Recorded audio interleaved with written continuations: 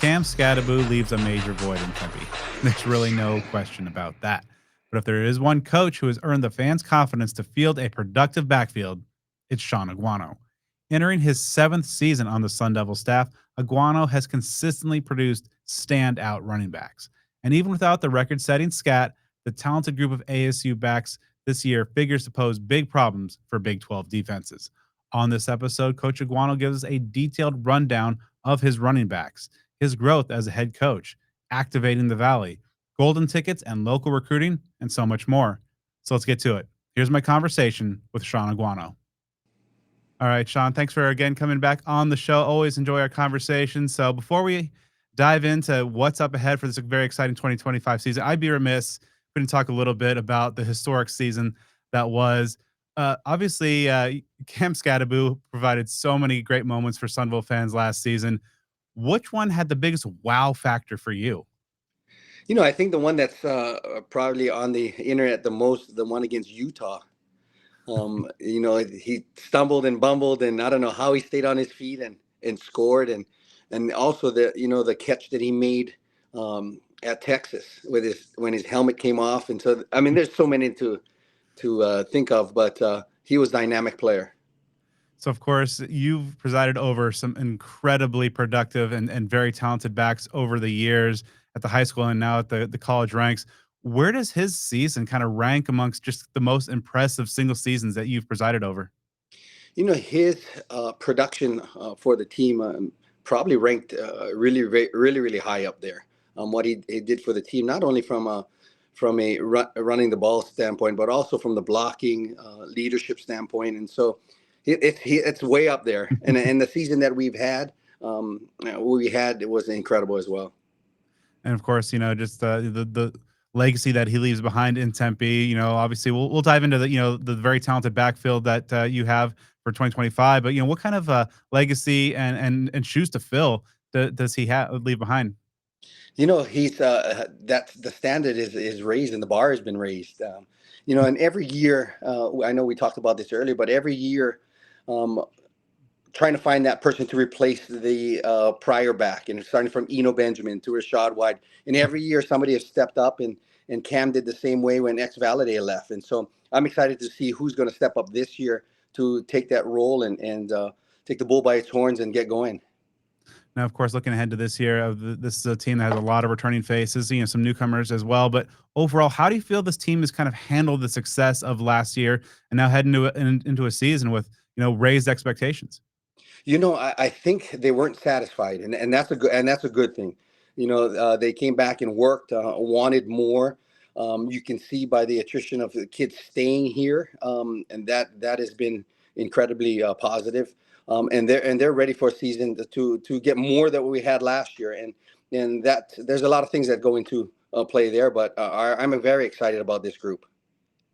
Of course, you've been in Tempe, the longest tenured member of this staff. So you've seen a lot during your time here. But just over the last few years since Kenny got here, where have you seen kind of the culture from that first point where you and the coaching staff kind of installing that culture, now heading into year three, where where I like to say it's kind of coach fed but player led.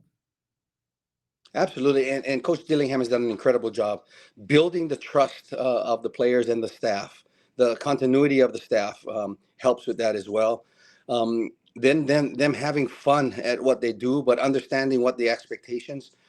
When the team is player led, the discipline is there because of the accountability from the leaders in the group. Then it makes it a special team, and I think Coach Dillingham has done an incredible job giving the power to the players to hold the young guys accountable and all the teammates accountable. And so I think we're going to have another special year.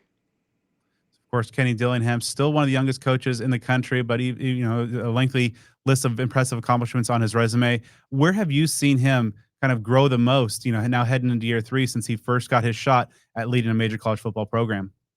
I think he's learned a little bit to listen to players, coaches a little bit more, and that's very hard, especially when it's your program.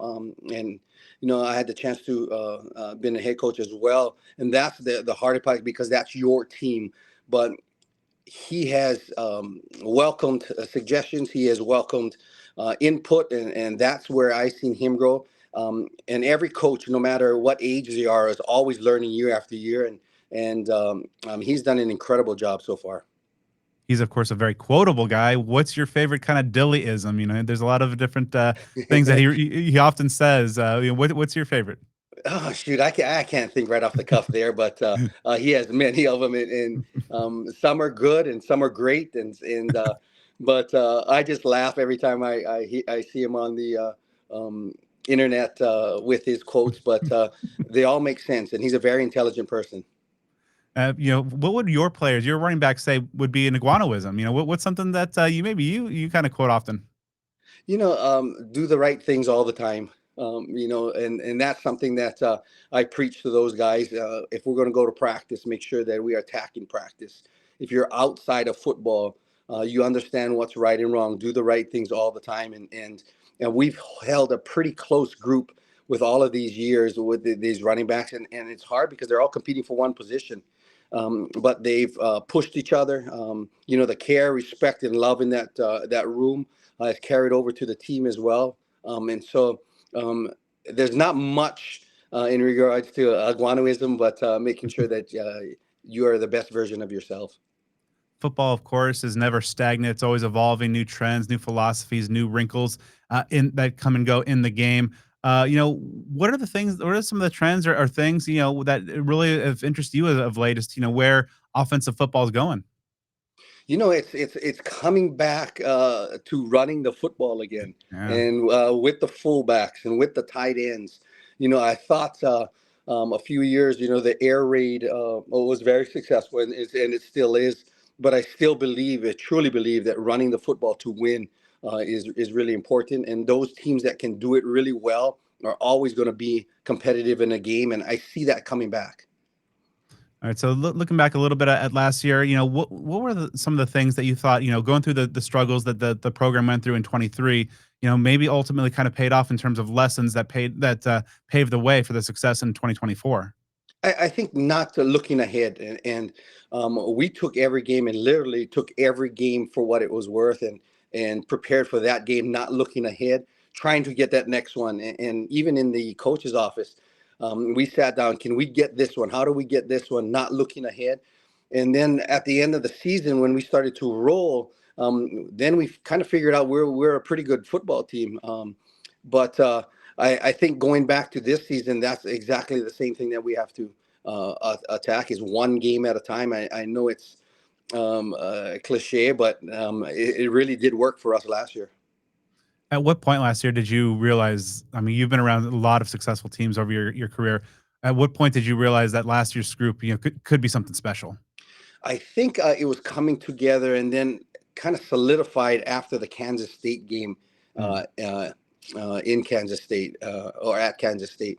But then we started to kind of click, and everybody kind of played their roles, and playing hard and understood each other. And, from a new staff, and then new guys learning their roles. And I think it clicked from there. And hopefully that'll continue throughout this year. So you've been around the valley for a long time now. What was it like to see the valley activated? To see the stands full, the hundreds of fans, greeting the buses, at the facility, and just kind of the general buzz around town. It was absolutely incredible. And there were more Arizona State shirts walking around in the malls, people at fast food restaurants, and it brought a buzz. It was funny because being from Hawaii, I would wear, either on a recruiting trip or just going in to visit family. I wore the Forks Up label on a shirt, and people are across the street yelling "Skattebo," and so it was not only Arizona wide, but I think it was the countrywide that got recognition, and Arizona State got recognition, and that's something that I'm truly proud of. Coaching in Arizona for over 20 some years, close to 30 years, and just seeing that excitement and what they deserve, and hopefully we can. Gain more and more fans, and fill the stadium as well. And going through the process of 2024 and that successful campaign, how do you feel you grew and evolved as a coach through that season? I grow every day. I think I'm. I've been confident in myself to be a lifelong learner and watch teams and how they're successful. As a coach, I'm a better listener now to my players, and that has helped me understand they're playing the game. I'm not playing the game anymore. Um, Knowing what they're thinking, knowing being a better communicator with them, especially from a feeling standpoint, and taking all that into account. Just to be that person that gives direction and guidance, but also is a great communicator and listener. So, being a college football coach is quite a grind. There's a lot on your plate, a lot of long hours, on and off the field. But for you, what are some of the most rewarding parts of that grind that ultimately make all that hard work and all those long hours worth it? It's a smile on the kids' faces when they win. It's the excitement in the locker room. It's the excitement when you go home and your family's excited about it, and they're sharing the experience with you. And those hours are forgotten real quick when you win football games. And then you want to do it over and over again. And so that's something that I look forward to, especially after the game is done and in that locker room and just watching kids have fun. So of course, looking at the things here in the valley, the local recruiting. Obviously, you guys are have rolled out the golden tickets. Seems to be generating quite a buzz there for the 27s. How do you feel like that approach or is going to resonate with the local kids? In perhaps this 27 class, but also beyond and further to strengthen those relationships. I think it was a great thing. I think it was a great idea, knowing that we want to keep the best kids in Arizona, and we understand that we have to win and consistently win, and so that our logo and our product is something that they think of first before anybody else. And we understand we got our work cut out for them, but I think the excitement to those players that we think is a great fit, not only athletic wise, but personality wise, culture wise. I think it came off really well, especially with the coaches around the valley. And of course, since the last couple of years, the work that the staff has done to build those relationships. Of course, the staff has its own unique Arizona flavor as well. Right now it seems like still more kids are coming to ASC, or local kids are coming on. Their second time around. The Michael Gardners, the Zach Swansons, and such. But how do you feel like the strengthening of those relationships, on a macro sense, is progressing with local coaches? I think it is. I think it's going really well, and it takes time. And again, cultivating those relationships, giving them a place that they understand in which we want them, and that's tough because if you were born and raised in Arizona, the excitement of leaving Arizona and going to school somewhere else, I get it, and that's every state and every team in every state. But we want to make sure that our choice is first, and they see us as their first pick. Kenny Dillingham recently said that kind of recruiting is dead, and it's all about retention right now. And obviously, the program did a tremendous job of retaining so many of its key players, so many familiar faces back, a very veteran group of Sun Devils here. How is that pivot kind of going now? Where obviously recruiting is still important, but retention and is such a crucial factor now in the college game. I think it's crucial because the depth of the program. I think schools will struggle with the depth if they don't keep the retention. Understand, kids, it's hard nowadays because it's instant gratification. Kids want it right now, and the lost art of developing kids. I think that's been lost in the shuffle. And whenever there's monetary value to things, everybody's going to go to the monetary value that's the highest. And so I thought, and I totally agree with Coach Dillingham, the retention of the guys that got us here and the kids that are on our roster and are going to help us win. I think that's the most important. And you said it, none of them left. So we must be doing something. We must be doing something well, and the culture has been incredible for that. All right, Coach. So you have a familiar face now helping you out in leading the running backs in Trenton Bourget. What was the process like in him making that transition from player to coach, and what kind of impact has he made so far? I think that was Trent's plan from the beginning, and we kind of knew that he always wanted to be a coach. and he's an incredible character kid, and played for me. And so that transition was pretty easy when there was an opening in my room, because my analyst left for a full-time position. It was an easy show, and he understood the game from the routes conception and protection, but now from the running backs, the run game, more in depth on the protection and things like that, I think will be very good for him to understand all the nuances of the offense. So looking back at spring ball, what were some of your key objectives for the running back group, and how do you feel that the group ultimately managed them through those 15 sessions? I think they did really well. I wanted to see that vertical toughness that we look for in our running backs. Are they able to make people miss in space? Are they efficient with their running, and just working on the details of the run game? I have a very bright group. All six of them are very bright, eager to play, and very, very competitive, and they all get along. And so I'm actually very, very excited for this group. Then, of course, after spring ball wraps up, the summer months where so much critical work ultimately kind of goes in behind the scenes. Where have you seen kind of the guys kind of grow and make some gains over the course of the summer? I saw them working really hard together, going over the playbook. I see them out on the fields on their own, catching footballs, working with each other. And it's just not one or two; it's all of them working together, and that's awesome to see, and building that relationship within that group, and knowing that they have to count on each other. How have you seen your relationship with offensive coordinator Marcus Arroyo kind of evolve? Now that you guys have a year working together.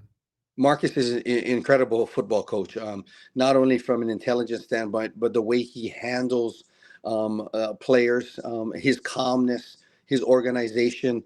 I've been very fortunate to work under him, and will do everything I can to get that running back room ready for his offense. Now, of course, there's a lot of very talented backs, and during the course of your tenure here, there's always been kind of like one guy that's been leading the way. Are you hoping for someone of this group to kind of emerge and kind of be that lead back, or is this a year where we might see a more by committee approach? At first, I think it'll be by committee, and to see who is the bell cow, and who's going to rise to the occasion, who's going to be the hot hand in games. In that room, there's a variety of different style of running backs, and that I'm excited about. There's the downhill guys, there's the slashers, there's the quick lateral guys, and then there's guys in space that can catch the ball from a slot position. And so I'm very excited, and whoever has the hot hand that we feel that is best to give us the opportunity to be a successful offense, I think that is the person we'll go with, and that might be different plays. I don't know. So, when fall camp does open up here in a little bit, how are you going to kind of manage that battle, and kind of go through those early sessions, and you kind of put your guys through there? How are you going to kind of manage the competition there to see ultimately who rises to the top?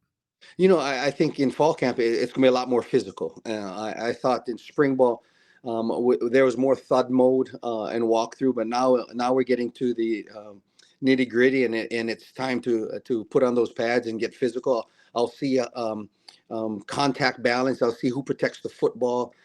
Those in the beginning of fall camp, the reps are probably going to be shared, until I figure out who's being the most productive, and not making those mental mistakes, and things of that sort. So there's a lot of things that are incorporated in me trying to choose who that person is, and it might be by committee. It might be two, might be three, might be four. I don't know yet until we get through fall camps, and that's what I'm most excited about. All right, so I want to get your thoughts now on those guys in your room, and kind of where they are right now, and also some of the expectations that you have for them. Starting off with a familiar face, Kyson Brown, entering his third year. Really seems to be obviously a smart kid, but it really seems to be looking to make it the most of his chance to snag that job. And Kyson has played his role since he's been here at Arizona State, tremendous, and he understands what he needed to do. The thing that I'm so grateful for him is his work ethic. And again, you talked about his intelligence, probably one of the smartest kids on our team. The way he goes about and attacks preparation and practice, he knows he'll have a shot for it to be his as well. And at the same time, he's a leader in that group that takes care of the younger guys. And so he's an incredible character kid, but he'll have his chance. I love his He, his vertical speed. I love his willingness to be physical. I love his blocking in regards to pass protection, and so he's done a lot of good things. He rarely ever makes a mistake. And then Raleek Brown, who obviously is a very explosive guy, battling some health issues over the last year, but it looks like he's healthy. And also, when he gets a chance, has some surprising power running up the middle. Absolutely, and everybody when he first came here, people questioned him running between the tackles. Now, Raleek's a physical guy, very quick. Had some injuries that kept him off the field, but I'm excited about him.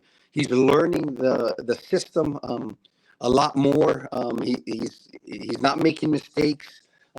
We need for him to take care of the ball, but he's one of our most explosive backs, and I'm excited for him as well because he's a mismatch in space for anybody. Great hands, and I love his personality and what he brings to that room. So it's going to be a battle. All right, so then a new face in that room, a guy who has 1,000-yard season at the FBS level under his belt. What's Kanye Udoh bringing to the table? Kanye brings his physical toughness, downhill running that I am very excited about. He's progressed incredibly through the spring ball, learning a new offense and feeling and being able to run in a more spread offense. He's a mature guy that is physical, has great speed, and so I'm excited to see him go against some defenses that's going to have a hard time stopping him. Jason Brown, you got a little bit of a run in the opener, but very smart guy, very explosive guy. Where do you see him? Obviously, you kind of had the top three veteran backs, in terms of experience, but then some. Where does Jason fit in terms of the group being one of the younger guys? Jason, and he's lost about 10 pounds. Got faster, quicker during spring. He's going to compete. In reality, he came last June, so this is his first full spring. Learning the offense, being more comfortable. I think he struggled a little bit in the fall. I'm just trying to get acclimated, but now he's ready to go, and I'm excited to see him as well. Demarius Man Robinson was participated in spring, and he had some moments really impressed me. Really, it seemed like a willing guy picking up in pass protection as well. What kind of outlook do you have for Man, and what kind of future does he have in Tempe? Shoot, I'm excited for Man. He came in here without any hesitation, suited up and has done everything that we've asked. He gained 15 pounds since he's started in January. Stronger, faster, more explosive, has a natural feel of running the football. And again, absolute toughness. And so I love Man as well. And it's hard when you talk about all of these backs and what they bring something different, but they're incredible. And I'm lucky to have them all. Now you haven't seen him on the practice field as of yet, but Grayson Rigdon was very accomplished prep performer both in football and in basketball. What were some of the things that made you want to recruit him, and ultimately happy that you were able to sign him and make him a Sun Devil? His athletic ability. And shoot, anybody that scores 60, 70 points on a basketball court and can run around like he does in football is an incredible athlete. And I haven't seen much of him because we haven't been here for the summer but I'm excited to see what he'll bring to the table. And so, but he's a good-looking kid that I think is very bright and an incredible character kid. And so he'll fit great in that room. And of course, a tradition unlike any other. Just a couple of weeks, you guys will be heading up the hill to Camp Tonizona. What kind of impact does that have on the course of a team and the course of a season? At first, kids grumble about that, and now that we're familiar with it, the kids look forward to it. Coaches look forward to it. That bonding. There's no phone service. Nobody can talk to anybody away from it. So it's kids learning how to speak with each other and communicate and play games like we used to do, and just bonding. I think it was incredible for us last year. I think it's going to be great for us this year again. And as much as coaches, we got to sleep on cots. Us old guys, that we don't look forward to that, but we do look forward to all the bonding with the coaches, the players, and just having a good time with our team. And last one for you. Obviously, the expectations, the goals, are there to, are very high, and you guys want to make a run to win it all. But ultimately, at the end of the day, what do you feel what does success look like for this team and this specifically this group of running backs in 2025? Success for this running backs is being productive, helping the team in any way we can, and that includes special teams. And I have all of my running backs play special teams, being able to help in any way we can to win football games, and that's our ultimate goal. And have fun doing it. Coach Dillingham provides an environment that we can do that, but just play our best every game, and knowing what we did last year, the expectations are high for our guys, and I know what they want, and that's to win every football game, and I do too. But just play the best that they can, and we'll see what the outcome is, and hopefully that'll be playing in the playoffs again. I'd like to thank Coach Aguano for taking the time to talk with me for this episode. Make sure you are subscribed to Speak of the Devils on the podcast platform of your choice for more great episodes all season long. And make sure to follow me on all things social media at bdenny29.